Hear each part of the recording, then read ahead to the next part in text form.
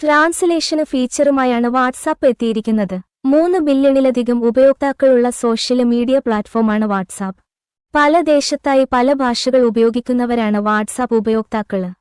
അതുകൊണ്ട് തന്നെ ഏത് ഭാഷയിലും ഉപയോക്താക്കള് ആശയവിനിമയം നടത്താനും മനസ്സിലാക്കാനും സഹായിക്കുന്ന ട്രാൻസ്ലേഷന് ഫീച്ചറുമായാണ് വാട്സാപ്പ് എത്തിയിരിക്കുന്നത്. പുതിയ ഫീച്ചർ അപ്ഡേറ്റ് ആകുന്നതോടെ മറ്റുള്ള ആപ്പുകളെ ട്രാൻസ്ലേഷന് വേണ്ടി ആശ്രയിക്കേണ്ടി വരില്ല. ഏത് മെസ്സേജാണോ ട്രാൻസ്ലേറ്റ് ചെയ്യേണ്ട ആ മെസ്സേജിന് മുകളില് ഹോൾഡ് ചെയ്യുമ്പോൾ ഓപ്ഷനുകള് വരും. അപ്പോൾ ഏത് ഭാഷയിലേക്കാണോ ട്രാൻസ്ലേറ്റ് ചെയ്യേണ്ട ആ ഓപ്ഷന് തിരഞ്ഞെടുക്കാം. നിലവില് എല്ലാ ഉപയോക്താക്കൾക്കും അപ്ഡേഷൻ ലഭ്യമായി തുടങ്ങിയിട്ടില്ല. 6 ഭാഷകളിലേക്ക് ആൻഡ്രോയിഡ് യൂസേഴ്സിന് ട്രാൻസ്ലേറ്റ് ചെയ്യാന് സാധിക്കും.